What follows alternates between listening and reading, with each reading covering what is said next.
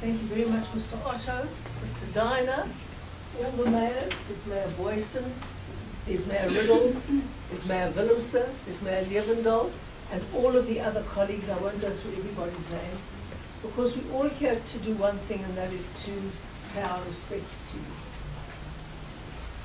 I've only come today, even though it's been going on for 2 weeks, because I know that when political principle arrives in a disaster, it takes people's attention off where it should be.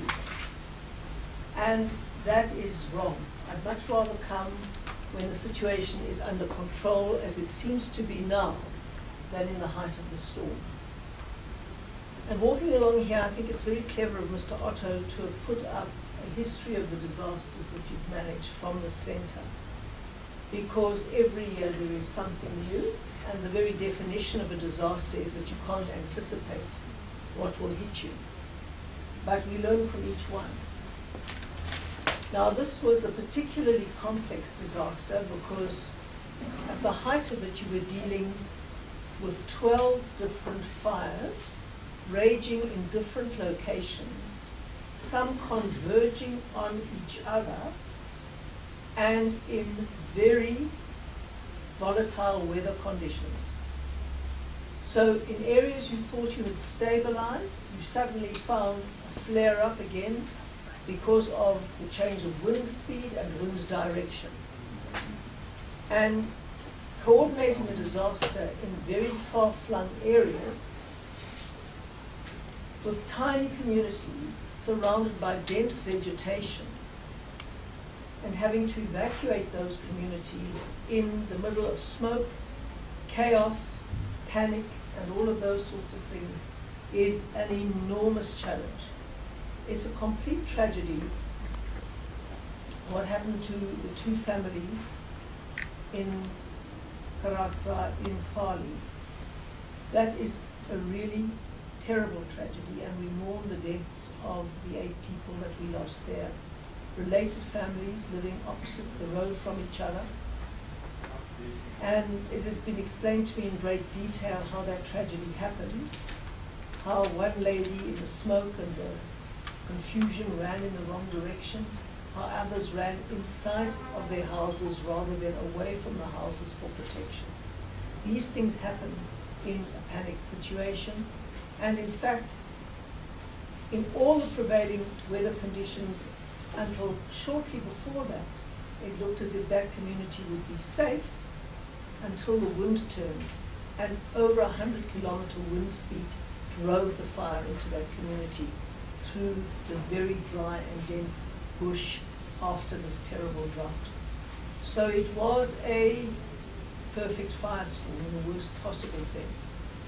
And it's just a miracle to me, having looked at the map and the course of the fire, that we didn't lose that entire community.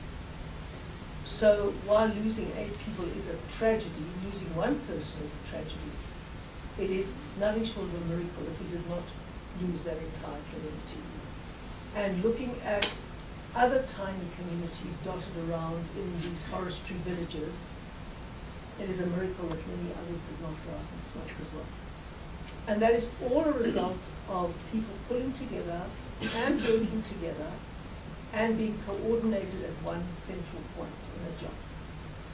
This coordination, especially when fires are happening over all of these municipalities, and the fires hit every single one of these municipalities. That's why you see a whole collective of mayors here, because every one of them have been affected. And if we don't have coordination, especially when we've got limited resources, we are not going to know how best to deploy our resources in a preemptive manner. And we're going to be scattered all over the place and not use the resources we've got effectively.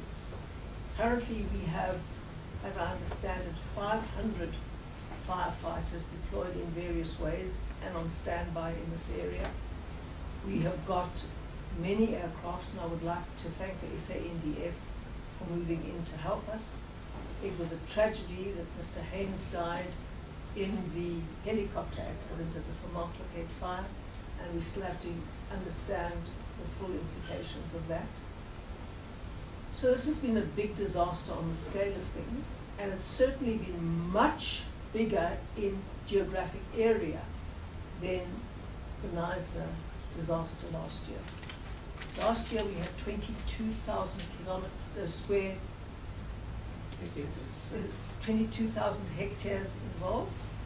This year we've got 91,000 hectares involved.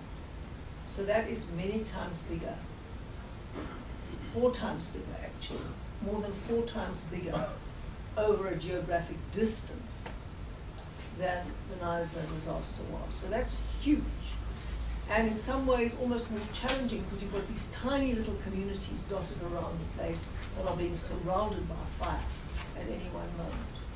And so I was also very gratified to hear that all the lessons we learned from the Knysna fire have been applied to this one. So that we are a learning community of emergency managers. And that the lessons we take from one disaster, we apply to the next disaster. I understand that if we hadn't applied the lessons learned in Knysna to this fire, that the whole of George East would have likely burnt down. So thank you very, very much for all the preemptive work. And while we correctly focus on the tragedy of the loss of life that was experienced, we also have to rejoice in the extent to which you prevented that being much, much greater. So thank you for that. Thank you very much again, Ms. Pandaram. You're always on the scene of a disaster. I don't know what the correct deduction is, but I think you're only there because it's a disaster. You don't go there to cause it. So thank you very much indeed, and thank you very much, Ms. Lambrecht, as well, for the crucial role that you played, and for everybody else who has been trying to pull this together. The incident manager, I can see looking extremely important behind that person.